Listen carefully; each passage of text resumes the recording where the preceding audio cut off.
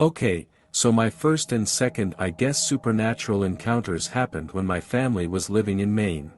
We lived in this not so old but big house out in the sticks. I was about 13 at the time, and in my bedroom I had a plush mariner moose, the mascot for the baseball team, sitting on a shelf near the end of my bed. A few weeks into living there at night I would dream that the moose would get up and pace back and forth across the shelf. Sometimes like the moose was in deep thought, sometimes it would just be a frantic sprint and be twitchy. I wanted to make sure I was dreaming, so the next day I set him in a certain spot on the shelf, put a piece of tape underneath him so I knew exactly where. That night I had the dream again. Woke up the next morning and the moose was sitting at the farthest point from where I set him that night. I was freaked out by that point and thought maybe I wasn't dreaming at all. My next story takes place in the same house, and further provoked my belief that the house was haunted. My mom started a little Christmas wreath making business in garage. They would have the radio on and be listening to music while decorating the wreaths.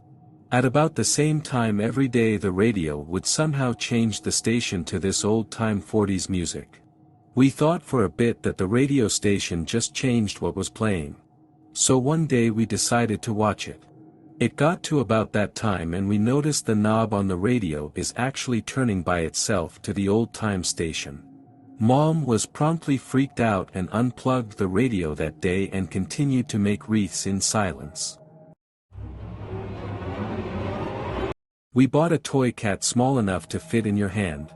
When you squeezed it, it made a noise just like our half-Siamese, and I would occasionally harass my partner with it. The battery started to die, and it would make this rasping emphysema sound, and then it stopped working, so we put it up on the third floor. Our house is old, a typical 1924 square, and we don't heat the third floor in the winter, we store things there. We didn't throw it away because it was cute, and about this time, our one cat, Cassie, grew ill. After a month of treatment, our vet was near tears telling us there was nothing he could do. It was 4 days before Christmas, and we decided to euthanize her the next day. We chose to do it at home, not wanting her to die in the arms of strangers on a stainless steel table under fluorescent lights. I dug a grave in the clay in the backyard, left it open and let the snow fall into the grave. I went up to the third floor to get an old blanket to bury her in, and brought the toy cat downstairs. I squeezed it again, now it was silent, nothing. The vet arrived, we took Cassie into the living room, pulled the pocket doors shut so she could not wander off, and she was euthanized in our arms on the living room rug. We went outside without our coats. We laid Cassie in the grave, and I filled it in. The next day I took all the cat furniture out to the garage, washed all the cat blankets and food bowls, put all the toys into a box and threw the medications away. That night, as we were in bed settling into the new silence, the toy cat meowed. It was a single perfect long Siamese wail. We got up and walked into the office and picked up the cat. The only sound it would make was the emphysema rasp. Then, nothing. We tell ourselves the cat meowed without being squeezed because it had warmed up from being stored in the unheated attic. We still have the little cat. She sits on a shelf at eye level and smiles at us when we walk through the hallway.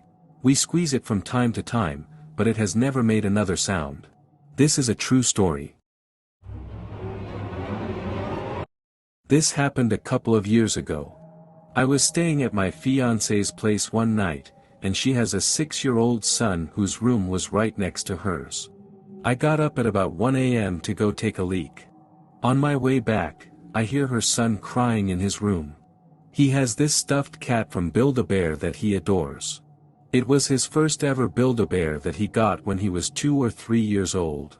Its name is Carmel and it has one of the voice boxes that plays a meowing sound.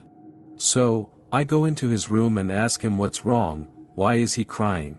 He said that one of the cats scratched Carmel as they were jumping off his bed and that he was hurt. I picked up his toy and look it over and see nothing.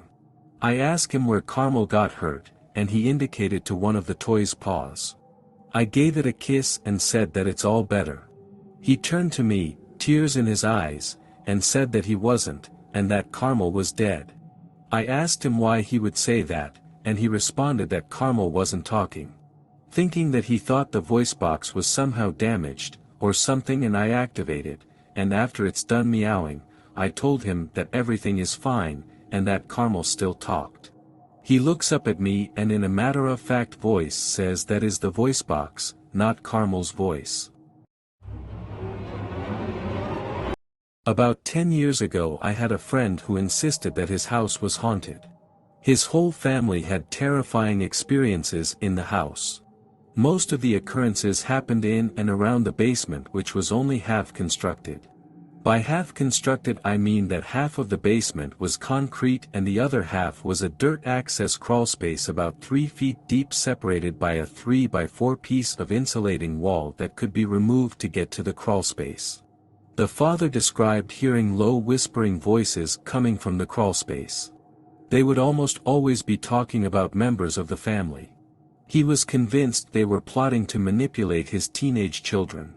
On several occasions he said he would see or hear his children walk down into the basement when they were not home. The most terrifying experience he had was seeing an apparition of his daughter or son crumpled up at the bottom of the stairs after hearing a crash.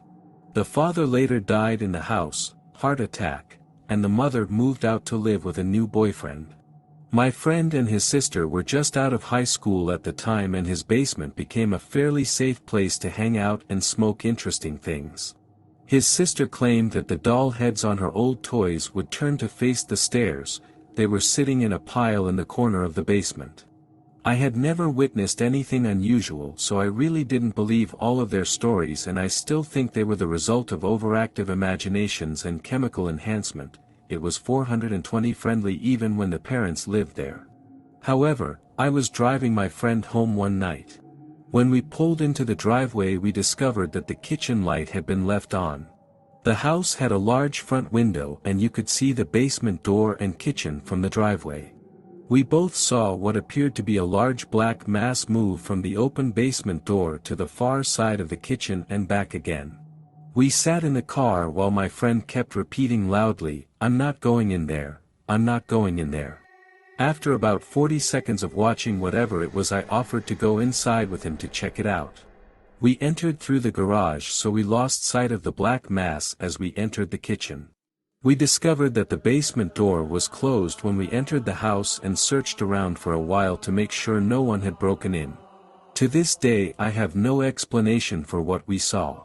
I don't really believe in ghosts and don't consider the experience evidence of their existence, but it was unusual. When my sister was little, she got this doll that automatically closed and opened its eyes. It was all mechanical action. When you lay it down, it closes its eyes and says, "Good night." When you put it upright, it would open its eyes and say, "Play with me." The eye movement triggered the talking. It was already creepy at first, but a few years went by and the mechanicals were starting to stick. Like the eyes delayed closing and opening. Also, the battery was unchangeable. With a dying battery, its voice went from a high pitch of child abuse to low demonic possession. I did not know this because the doll was tossed into the closet for a few years. When I went through the closet and found it, I picked it up. The eyes didn't open at first, so I looked at it. The eyes snapped open really fast and the low "play with me" of a possessed male banshee accompanied the eyes. I promptly threw that F*** out the window into the trash bin. My kids are never getting dolls.